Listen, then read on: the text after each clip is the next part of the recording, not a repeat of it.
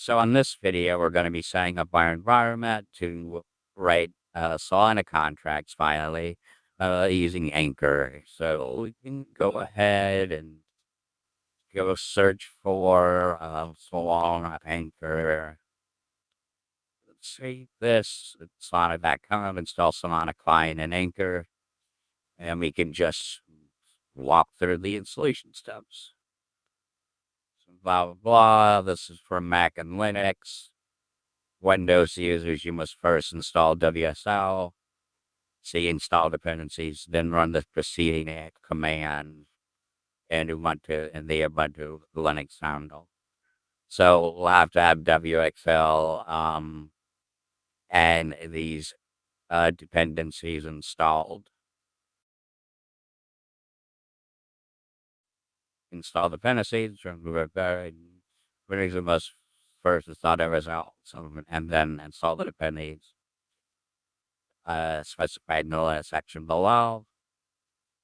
So I think that at some point I had already installed WSL, at least in this already. I will open, like, if you hold shift and left click, that'll usually open another program if the application allows it. But anyway, if we go to extensions, WSL, yeah, I had uninstalled it because it was popping up at some point, and whatnot. So this extension is installed. Let's see if that's enough. If we come down here to open a remote window and connect to WSL, let's see what happens. No WSL distros found. Can be installed from the Microsoft source. So I think we do have to actually add a distribution, probably Ubuntu Linux. I think that's what I have in my other Microsoft account. But yeah, I think we have to also do that first. But yeah, we wouldn't need this extension, but I guess when we go to that, we'll just go add a distribution.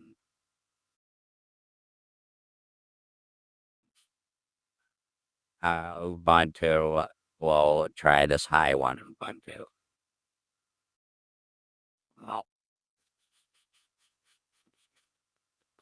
Well, that seems fairly painless, just doing it that way. If it sets up everything else, that'd be awesome.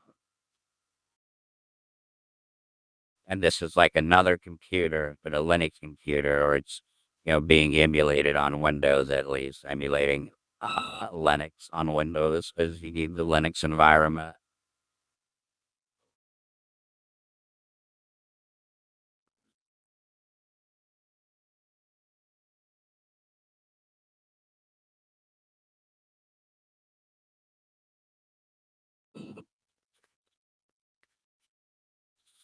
So first I need to learn how to use Mint, Linux Mint at some point. So yeah, I guess, and they want us to create an account. So let me go. I think that the other one is not named that way, but FDR3. Hopefully the other one's just one, but I'll have to check it.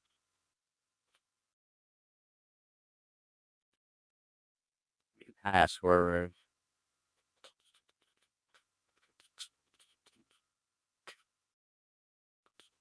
You retype it. You can't see it, but their backspacing and stuff still works. But yeah, it just have to match. Okay, so now that we have that, we have a Linux account and we're connected to the desktop. If we want to see the Explorer, we have to go to Remote Explorer to see the files. And come here to the distro, and then click that arrow. It's trying to activate.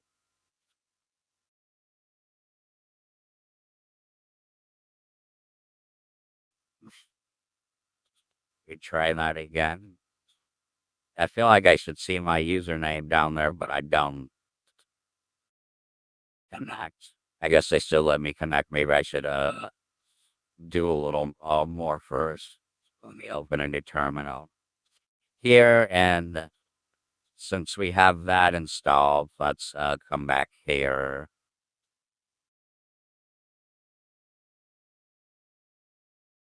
Oh, we have a copy button. Let me try that. Paste that in. My password.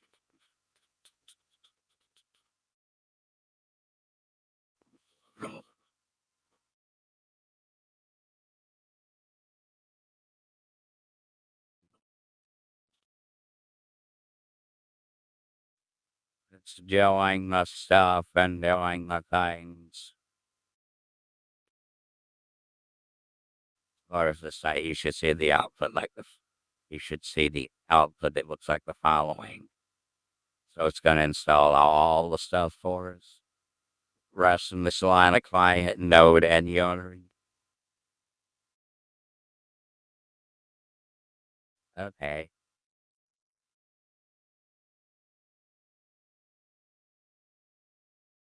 Okay. Fine, save shit first and so automation must. Yeah, that's what we're doing. We already did that. We're doing that. To install Rust, which we already did. I mean, we did it through the VS Code, the distribution, which seems to be fine. So yeah, we already have a version of Ubuntu installed. We just didn't do it this way. So I guess they did have instructions for installing it. Just a different way to install it. Yeah. So we're already doing that.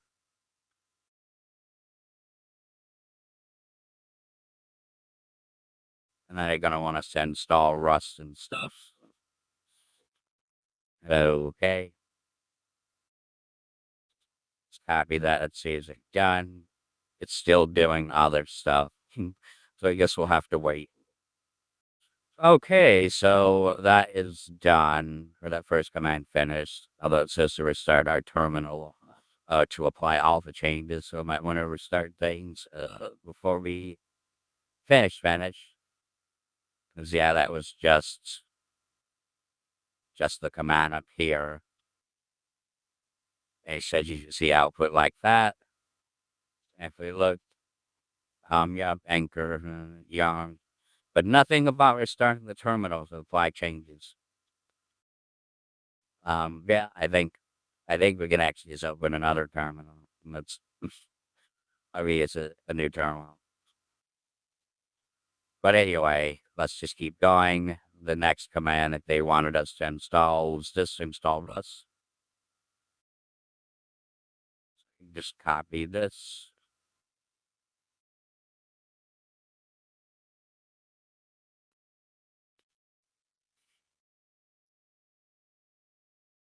Rust is installed now. Great.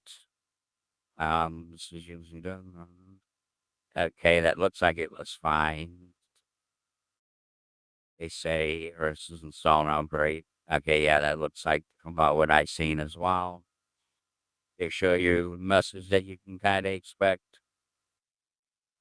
Cargo in this fish, but I got this new now in as well, but close enough. On the following command to reload your path around variable, boom. The cargo bin directory. Oh, God. This command, make sure we're not missing any. Yeah, that one. This one. Right click to paste again and enter. That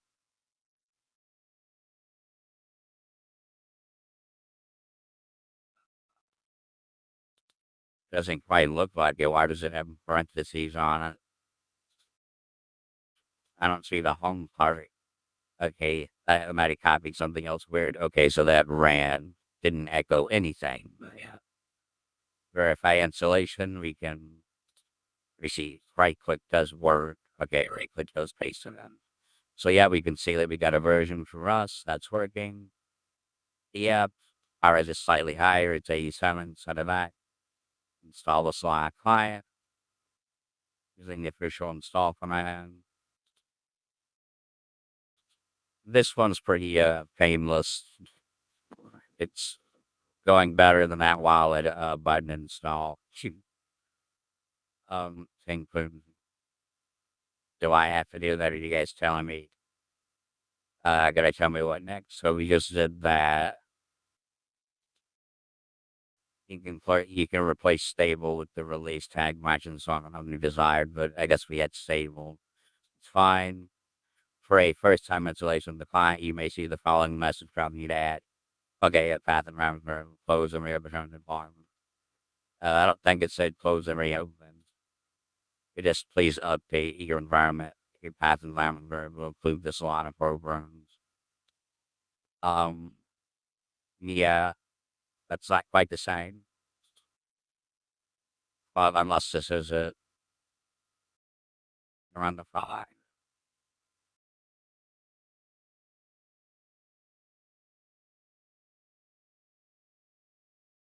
This is close and reopen your Java to apply the path changes or run the following in your existing shell. So is this a command? Is that cast? Did that copy this? Let me say this whole thing. Well, no, that did not work. Well, let me just try closing this whole thing. And then shift left click to open VS Code again. And then just connecting to WSL again.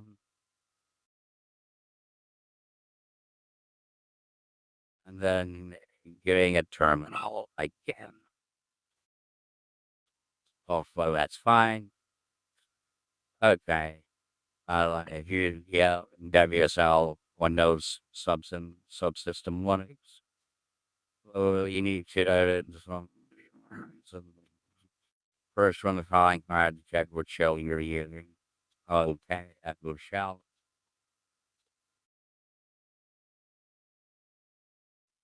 This pay one. Yeah, okay.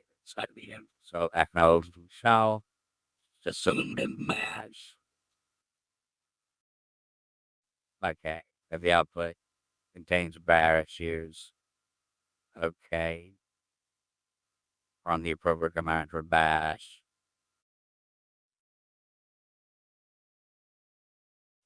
I don't think that I had this the first time. I guess these are the different commands. So we try this one, so we have bash. Probably just these two commands for bash and not zish. We're not doing zish, we're doing bash. I guess, yeah, no, I don't think I remember this. So we ran that first one. Now we're running this one. So, okay. No complaints. Then run the following command or refresh the terminal session to restart. If using bash, if using zish. So this one, we throw that in there. Not okay. Check the Solana client version. Let's see if this works, hopefully. Cool, we got a version back, so that's awesome for Rust and for Solana. The Solana client. Okay. Until later updated, we run this command agave install update. Okay, installing the Anchor client. Okay. Yeah, Anchor is a framework that leverages Rust. Now, so that we can write smart contracts in Solana. And these are just more commands to install it. So, okay, try this one. Install AMV. Throw that in there.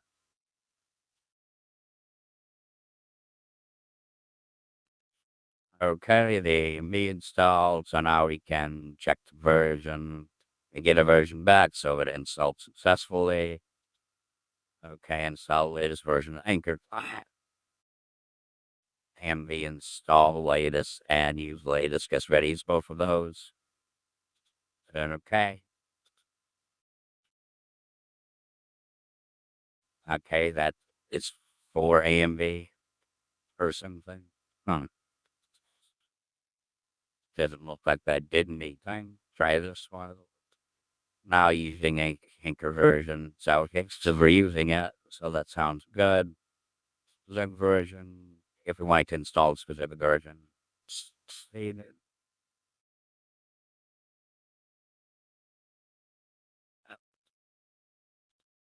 I mean, yeah, and it's the same version that we've seen here, so that's working properly. The default Anchor project test.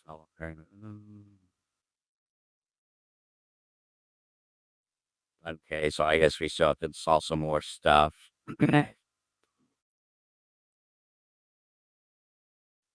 yeah, well, they just give us a command to install Node. Go ahead and do that. That was quick. Don't see any errors. Okay. And confirm that the NVM command available. Okay, we have to, they're saying we got to restart. So if we try this to look for the version, we didn't get nothing. Or we got NVM. But I guess I'm ready to see if I open a new terminal. Is that good enough? Unless NVM was just all you need. I don't see a version.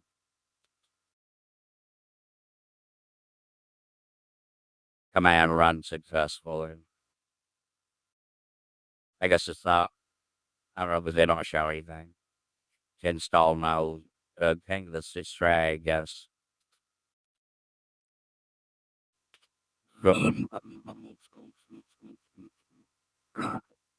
So, so it's already installed. No version. Yeah, maybe the no version back. Yeah, well, we should get something back.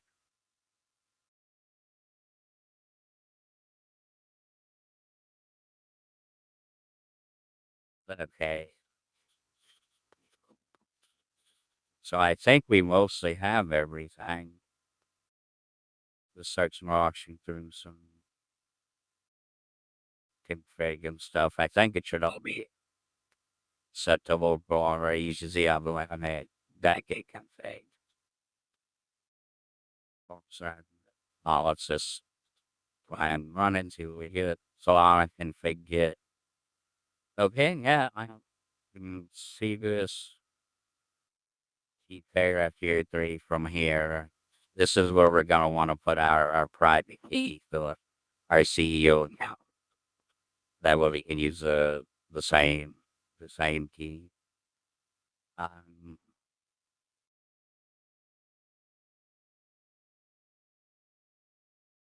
I guess maybe it's just maintenance that needs to change later.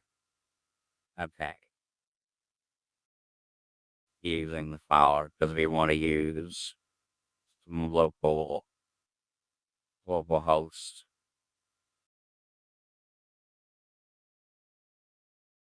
So let's just throw this on here. Yeah, I think it is.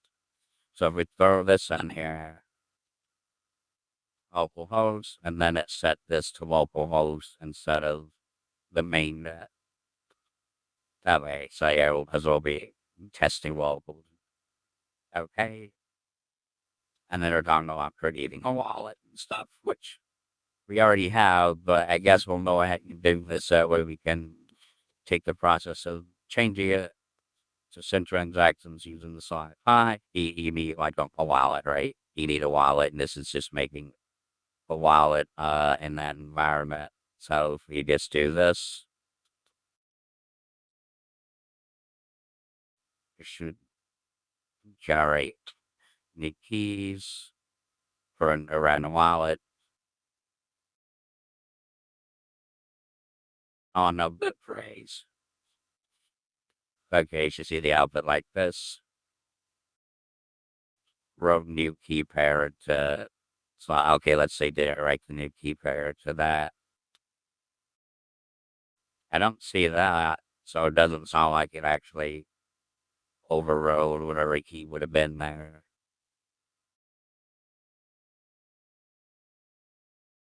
It did not give me a key phrase to save.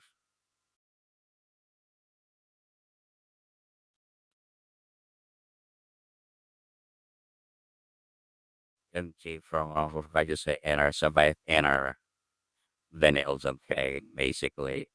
So then it wrote the new key, so we have a new public key and a new C phrase that everybody can see. So this wallet's not safe. It's not a safe wallet because everybody can see it. But that's okay. It's just like this other one that I saved before, but we'll have this new one. And yeah, we can use it for a different browser. So we'll just, yeah, take this tall C phrase for this.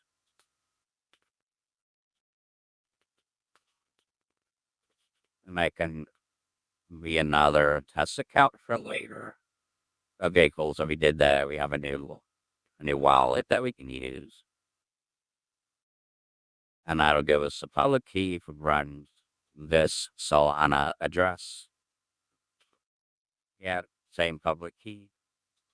Airdrop Sol, we can drop Sol to that address to pay for transactions. How are they saying it?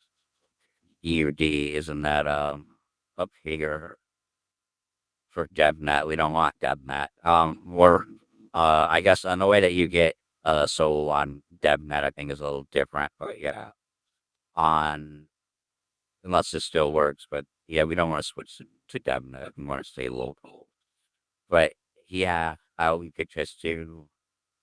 I guess if you just do airdrop it and don't specify the address, it just does the default address that's inside of this file. I would imagine, but you can do Solana airdrop be like 10 and then put in cool. Yeah, and then put in that address or any address. Like if you have multiple addresses, and then it would go to the I already sent in class refused to connect, but I ignored. So let me just see if I do that. Nah, still can't. But we'll keep moving forward. Unless there's something else that we need to change. So on test validate, we'll definitely be using this quite a bit. A separate terminal. Let's see. I have a feeling it won't let me run this. Yeah, I am using local hosts for the test, but I'm already set to the use of hosts. So I did terminal. Already on a terminal here. Yeah, it's still on a test holiday there. Let's see if this runs successfully. Looks like it does, so that's good. That's this thing, I think, actually ends up leaking up quite a bit of memory. I think it's this yeah, VMM thing. And I think it like gets way up there eventually. But that's something to keep on the lookout. Quiet memory in terms of that time. But yeah, I already run. So at least that worked. Initialize a project. Okay, so now we can go ahead and initialize a new project. And to do that, we just do anchor in it and we just use the project that the name of the one for the project. Anchor is kind of finicky with using acronyms and stuff. So it's just throwing that out there, but we'll just name it chat. So we have this here. I actually left this stupid thing running. But yeah, I wanted to show something. You can see if you come to your task manager, shortcut for that is Control Shift Escape, and open that up. And if you organize by memory, you can see that this Solana test validator, how much memory it's using, like even compared to like a Brave browser or something. So um I wouldn't suggest leaving it running, I guess. If you're not using it, it's just taking up so much resources. But yeah, also in order to kill this or to get out of like most terminals, you can do uh, I can do Control C, and that works. And that works for like most terminals, even these terminals. And sometimes you have to spam it, like if you were trying to. This will take a while to die, but like I think if you were trying to kill the ionic servers, sometimes it just don't work, and you just gotta keep Control Cing until it works. Okay, it's going down. The 10K, not no more. Should slowly die anyway. Definitely know how to set and watch that. Okay, so make a new project. Anchor net. We will make a new project. First, let's make a repo. I think ls is for list and test like that. We will make a directory called Linux repos dash repos. Or is that not how you make a directory? Is it all one word or something? Okay. I think that worked. Now we do ls for list, and now we can see our directory. So we're gonna cd change directory into that. We can do li. You can just do tab, and it will finish what you're typing. You don't have to type the whole thing. If it can easily figure out what it is, and we get enter, then we change directory there. And now we're gonna do. We can do right click to paste. We can also do Control V to paste, but you can also do right click to paste. Anchor, and then move over to the a space chat.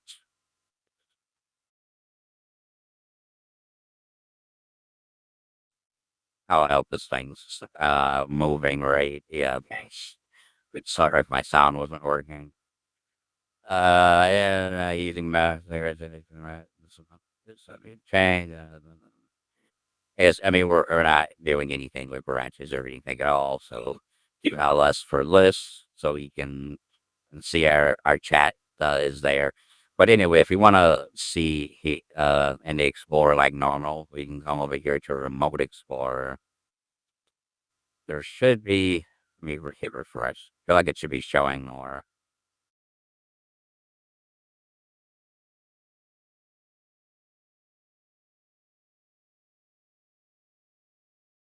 So we should be able to connect and see and hear why.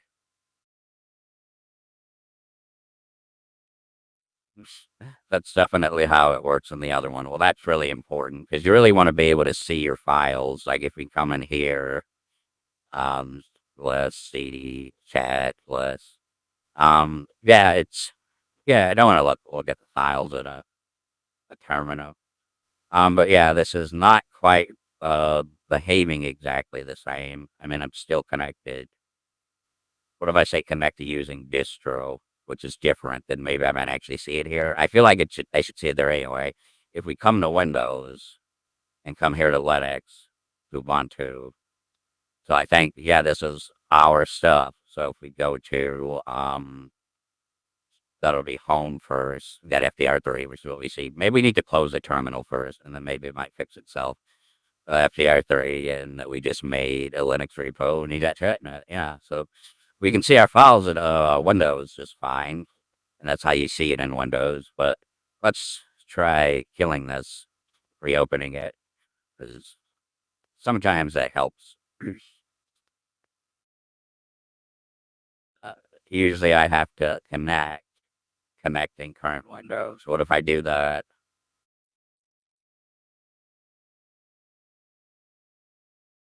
Or is it just the wrong thing? Uh, Normally I would connect down here first, but if I connect that way, nope, just no name. It's not working. Okay, well, I need to figure that out. That's super important. You're definitely going to want to be able to see your stuff. And this is the kind of stuff I wish people usually would tell me in their tutorials, but this is the shit that they leave out. So I'm trying not to do that. Okay, so since we're already connected here, coming up actually to the Explorer, I do see connected to remote. So let's see if I hit open folder. Oh, it looks like that is working. Okay, cool. So we just want like to repose this chat. And yeah, gee, you trust it. Yeah, you trust our own code that we're connected to remotely. Yes, I trust the authors. Okay, so now we can actually see our stuff. Okay, so if we were to close this and shift left click to reopen a new one, we come here, there's nothing, not connected to anything. Go down here, connect to WSL. Still don't see anything connected to remote. Okay, so now when we come here, there's a directory, that chat directory, and then we can hit that arrow, and then it just brings up. So that's what I was used to for so long, but it was slightly different in the beginning. Okay, so cool. Now we can see that. There's also a shortcut for opening the terminal. It's like shift tilde or something, let me see if you go to it. Terminal, control shift the tilde. Oh, control shift the tilde. Okay. Okay, cool. So hopefully that helps out with the people's. I think I already showed how to. You can see it in the Windows Explorer as well. Okay, so we got a project. In the project, they want us to build, deploy, and test. I guess do they already have? I guess they must already have a test in there. Let's see. So this is the chat test. They put describe chat. Then is initialized. So they have a basic function for initializing it and stuff. I'm not sure if it's. I mean, just type those commands, but also in order to be able to deploy, we have to have that Solana test validator running, which wouldn't work if it wasn't running. But yeah, I think that we should just work through a contract. So Um, the first contract that we're going to initially build is going to be a bad contract. And it'll seem like it's fine, but it won't be apparent why it's not a good contract until we hook it up to the UI. Sure. And test it in just the right way. And that might seem kind of cruel, but I just thought it was worth I mean, because it's what I learned. So I learned it kind of helped me understood like what a good contract is and what a bad contract is and why, or really just understanding how programming Solana contracts works because it's definitely different than regular programming. There are like constraints, like with Solidity. So I also learned Solidity too, and yeah, there are other constraints that you just have to consider in just the way that it's structured, I guess. But yeah, I guess we can just work through an example. But I just thought that might be helpful to people to just go through a bad contract first. So okay, so we have and here we come down to source and library. This is the actual contract, and it's written in Rust and in test and chat. This is our test file, and it's written in TypeScript, which we've been using TypeScript a lot, so that should be familiar to you. But yeah, when we write our unit tests and integration tests, we will write them in this file as we write different functions. So that's basically all this is doing. Has a function called initialize, nothing special for it, just pub struct. It's just empty. Yeah, and some logging that as far as I know, you can only see this on the while the Solana test validator is running. So really, only while you're testing on the UI. But yeah, as far as I can tell, but yeah, not easily because you have to. Well, whatever. We will get to. I'll get to that. Okay, so let's go ahead and get started. So, um, I think one way to look at this Solana contract is it can kind of be broken down into three parts. One of them missing right now, but three sections. Sort of like how in our view files we have a template, a script, and style. Maybe not the best comparison, but really just three parts. And I'm going to grab two of them that way. I can kind of work from there, and then we can just build on it and make it a little easier for me. Not having to refigure out syntax. I will grab this one for the comments section, and I will grab an account for it. So that's the same derived account section. You'll notice it also has this info thing on it, which I think you need in order to be able to pass info and stuff to the functions, which it doesn't have, but I think we need that. So there's these derived accounts, and then there's also these basic like types or struts or objects. And I'll just grab the one for the comment section like that. Okay, and this basically just defines your Solana accounts, and everything's an account in Solana, or what it seems. But yeah. So this is a comment section, and this data on it just represents. I mean, there's two different ways of naming this. I said the next comment, like comment or reply ID.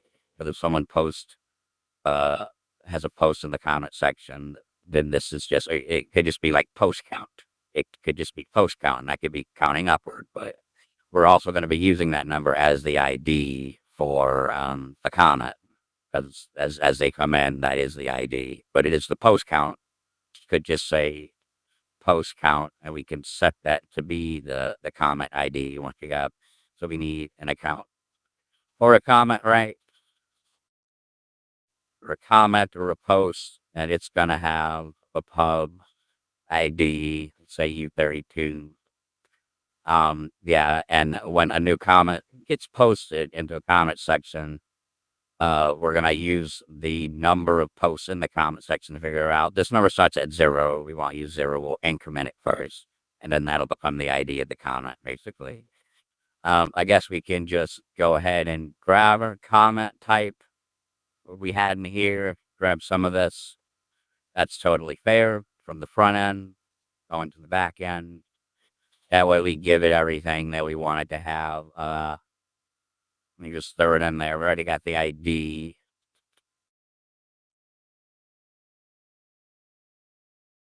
Again, Shift Alt click.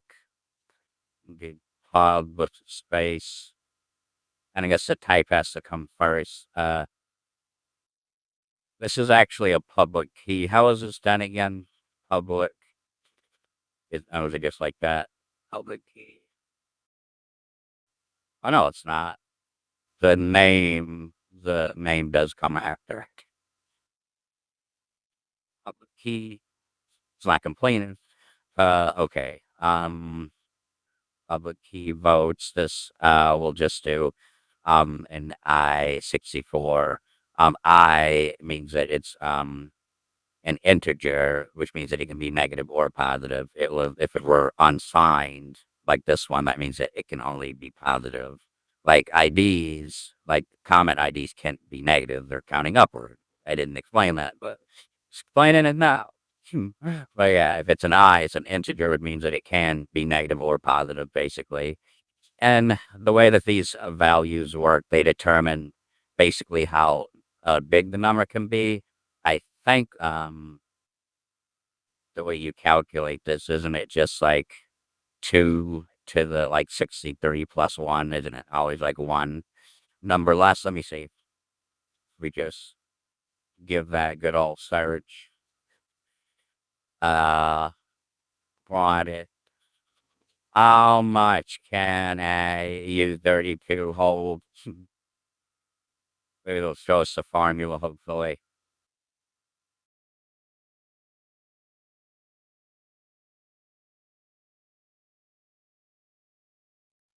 It should be I thought it would be an ugly number, but can hold over 4 billion. They're not giving us the number. I feel like Google would have gave us the number. Jeez. Damn you, Edge Bing. Was that Bing? Probably. What volume can I just wanted to be sure on the format. So no, it is the actual number. It's u to the 32 minus 1, and then you get this number. So basically, yeah, that is so like to the standard, or is the scientific 2 to the 32. So that means it doesn't that um variable can go up this high before it would break, right? So that's kind of what you have these values for. It's how high you intend the number to go. If you make it like if this was a U8, right, that would be 2 to the 8 minus 1 would be 255. That means that after people posted over 255 comments, the number would not be able to go up anymore. You couldn't have an ID that was higher than that. So your program would break, your game would break. It's a game, not games. But yeah, in programming in general, the computer, this is when the application dies. An overflow. There's been an overflow, and you didn't do anything about it. You broke it. So, yeah, that's all that's for. But yeah, U32 is like 4 billion something. um, yeah. In production, you would want to use like a 128 or something really big. I think. Yeah, Facebook has like 4 billion posts a day. Not that in trying to be Facebook. Yeah. You would want a really big number, obviously, for that. Okay, so we got that. Talked about that. Had this. This will just be AU64 for our timestamp. Um, this don't need that message. Is this how we do string, or do they do capital thing? Okay, I think so. Reply count. Sure, U32, just make it match the same as the IDs. Is this capital? Okay, booleans. I think we need commas on some stuff. Oh, also, they do not like this. You have to make it like this with an underscore, and because Anchor is very particular about how it names everything. But this has to be Unix creation time stamp. It has to be that way. This reply count has to be like that. When it comes when we read this into the front end, it'll actually correct itself to be this way, which is interesting. But in here, it has to be written this way. But when it comes out, it'll actually go back. Yeah. Okay, so that's why this is complaining at me. Okay, so now we have a comment, and we'll keep it very simple. Sure, we won't do too much since we know we're making a shitty contract. Okay, so we want to create comment section, and that's what this is. And we have this follow message. Um, we think also, yeah, we would have to pass in the comment. I have this comment section name, which would be a string, right? Because that is an instruction for this. We had a thing called initialize, but it's not called initialize anymore. It's called create comment section. Comment section name, which is string. Did I just do it like that? No, we need a colon. Is there a colon on that side? Must be a colon on that side. Um, yeah, okay.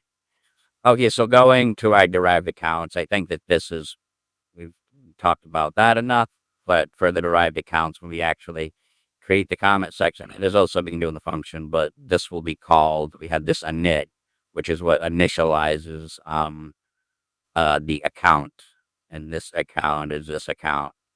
Um, yeah, we have space. This is how much space that's supposed to be allocated toward it. And this is a trick, really. But I think it's what everyone does. But they didn't give it to you in the example. I had to take it out of here. So, but anyway, the size of this account should just be the size of this account, right? So you're just doing the size of this account plus 8 because there's like an amount of 8 that you always have to have. And if you don't, it'll cause problems and errors. And a lot of those errors yeah, even worse than the front end sometimes, where the error is not very helpful in trying to help you figure out like what's wrong. I mean, sometimes it might be like size allocation issue or something, maybe, but yeah, sometimes not. Okay, so we have that. We have these seed and bump, right? And this is basically what makes this comment section unique. So we have this tag here, which kind of calls this account like a comment section, but it's a string that gets turned into numbers, but you call it something that's related to it. That just makes the most sense. Like, I think here I have like post comment. And when you're doing that, you're initializing a comment. And instead of the comment section, you have this comment string, and that kind of identifies it as that specific account. That's just a way of pulling it up, and I mean it has to be unique, right? And then there are comment section names. So no comment section should have the same comment section name, right? So that's just a way of I mean seed whatever. I don't even know the right terminology, but it makes it a unique account basically, and this will be a very important later. Um, when you're initializing, you have to have a payer. We just have the payer equal to the signer. Um,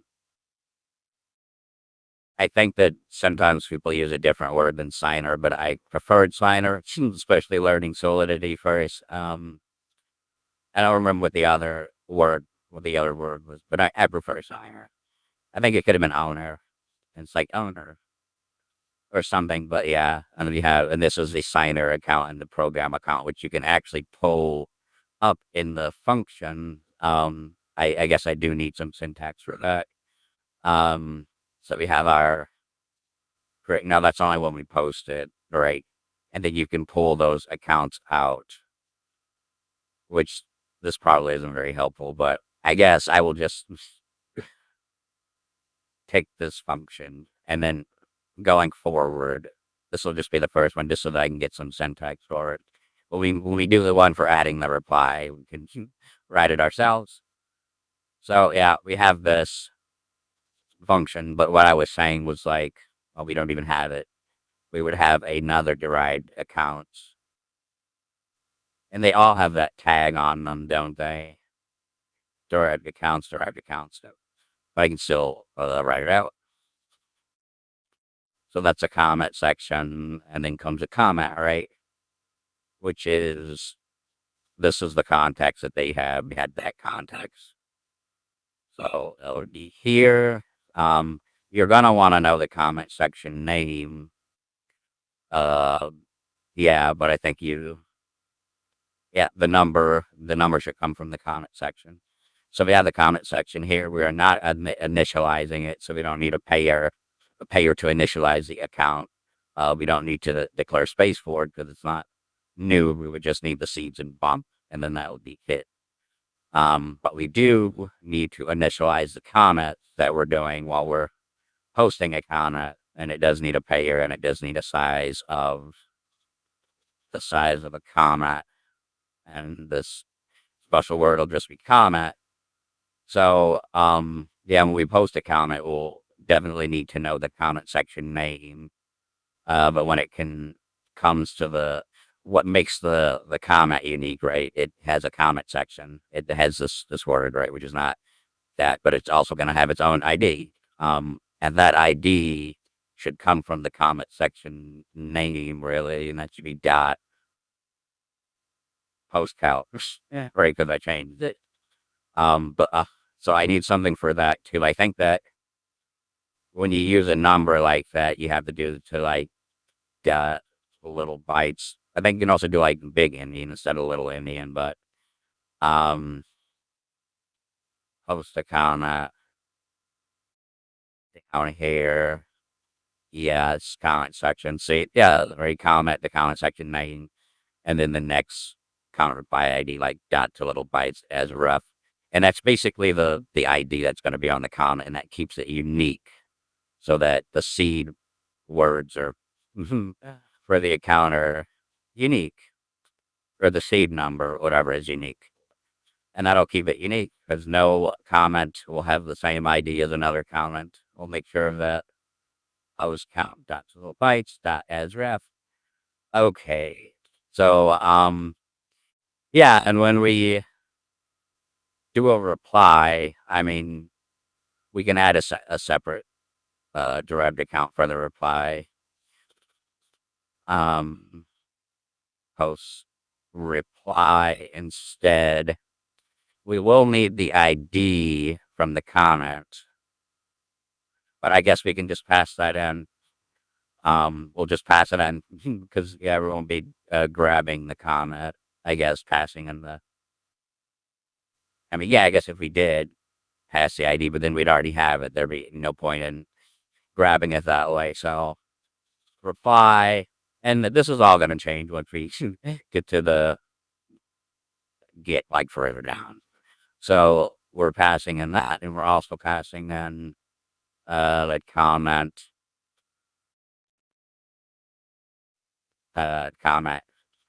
ID, and that'll be a U32 is what we said, right? A U32. Okay, this will be so the replies are just like the comments, except they have parent IDs, right?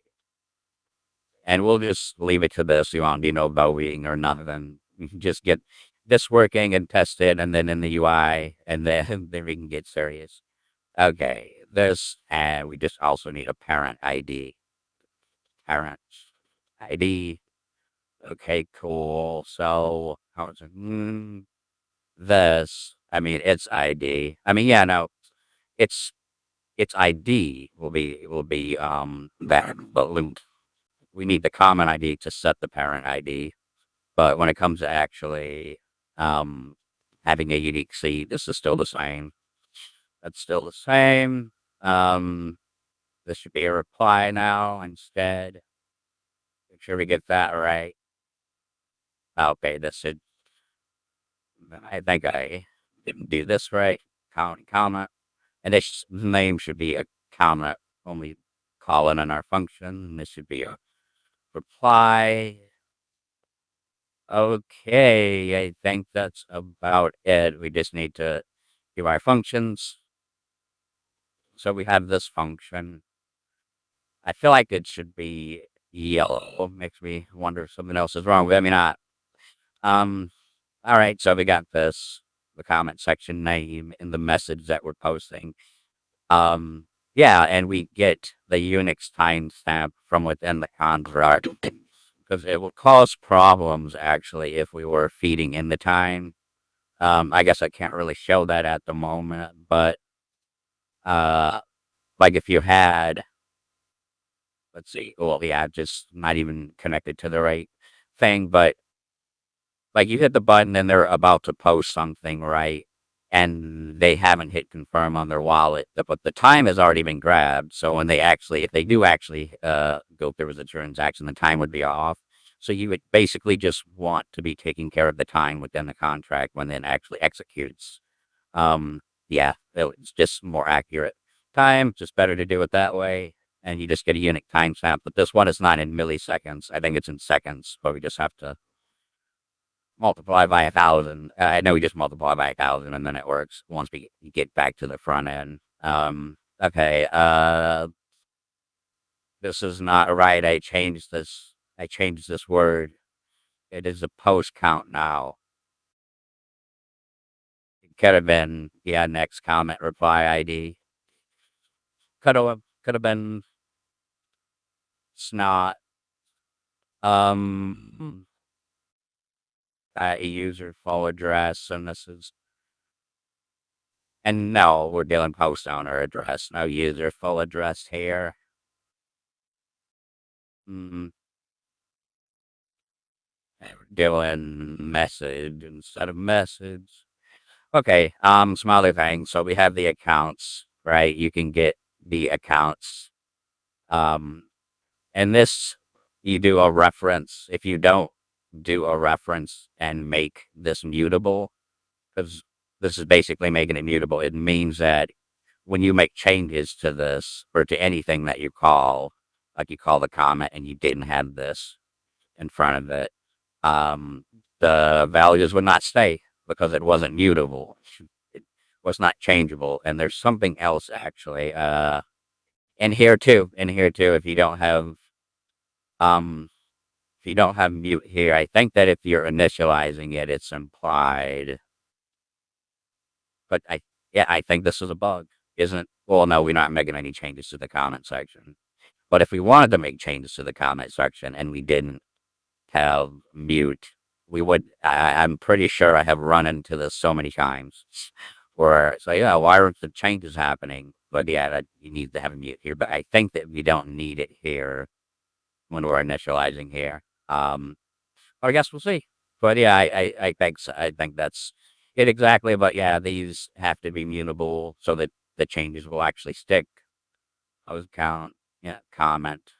So like this CTX accounts that comment from posting the comment in here. That is this comment. That is this account that we named. And there's this comment section and there's this signer, right? That's where we get the signer. And the signer is a person that you know who's calling the contract and signing. You get their address or their public key, and they become the comment owner because they're the person signing and paying for the transaction. So then their public address gets stuck on the comment, the timestamp, and the message that they sent in. Um, yeah, and this stuff. Yeah, this is the stuff that I think you can only see when you're testing in the front end because you need Solana logs, and I mean that might work. No, like, I think you can't run Solana logs unless the test validator is running, and you can't run tests if it's running. So I think it's something you can only see on the front end, but I guess we'll see that when we get there. Just messages if helps you debug, right? Printing out messages and logging. But yeah, this logging doesn't like from what I heard, it doesn't stay around in production and only stays around for the life of the transaction until it's over. But yeah, you would need a separate database to be storing logging if you were gonna do that. Okay, so post reply. This seems simple. Okay, so we need a post reply function. Let's go ahead. Just copy the post comment, post reply. So the only thing that's really different. So I mean, is a reply account now, right? Not a comment. It's a new reply. Yeah, so now we have a parent ID.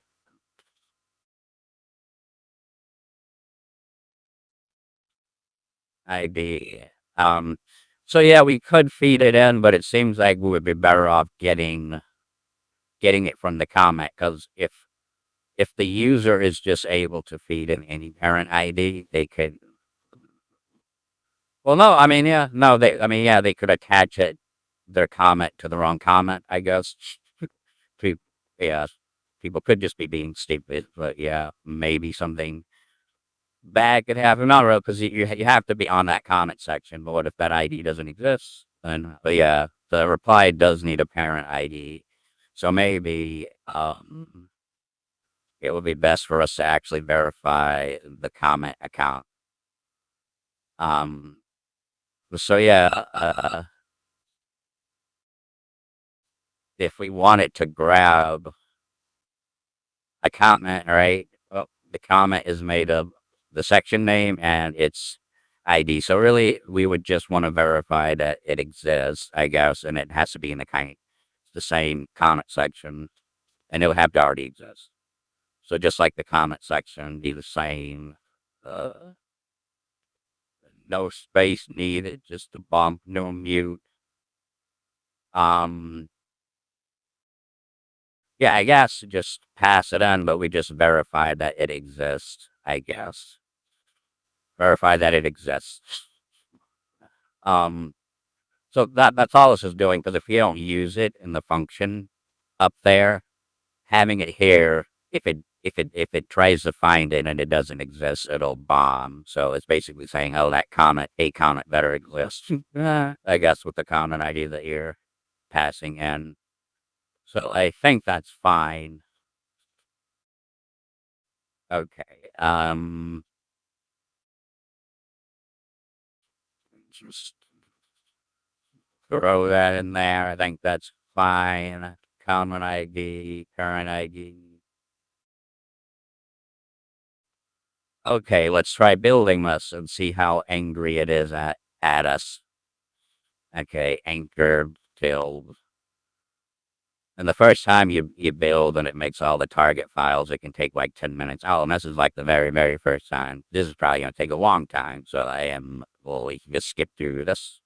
Okay, so that built, but there are some errors. I looked through some of them. So, you just scroll up. This is complaining about an unused variable, but we can look back at that. Um, yeah, I wasn't quite sure about those, but this one right here where it says where we have the says line 118. You have the seed words we are trying to get the comment section of post count right from here from this comment section. But we're doing comment section name, it should be just comment section, right? Comment section dot post count. That's how we would get that number. Um, Something else that I seen and complained about were they'll say unknown field. Not quite sure about those, but these booleans and stuff, it's actually supposed to be bool, apparently. And not boolean. It's lowercase all. And our public key is just supposed to be hub key with a small k. Seems like that's needs to be import from somewhere, but that's what I have in the other project at least. Build again.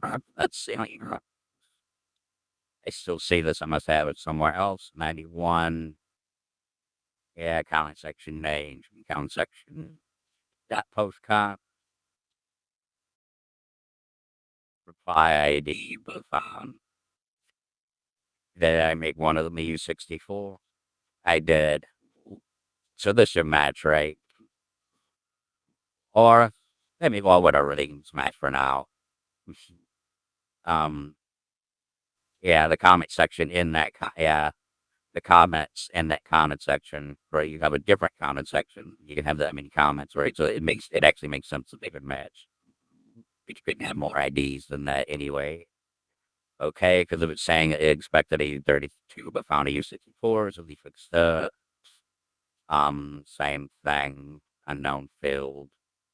Yeah, some of the other stuff that was complaining might side of okay, so the side of I think that we have to import that is something special. And did we really not have that here? So we should, right? Oh, not this in here. Okay, use core min size of this, and then we can use this size of stuff.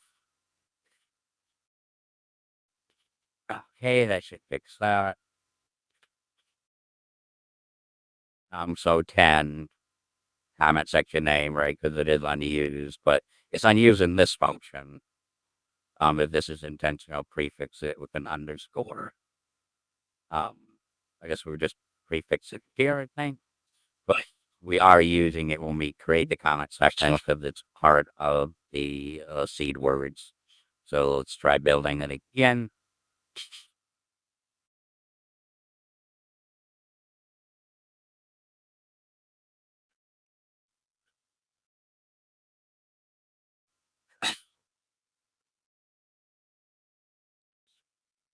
Uh,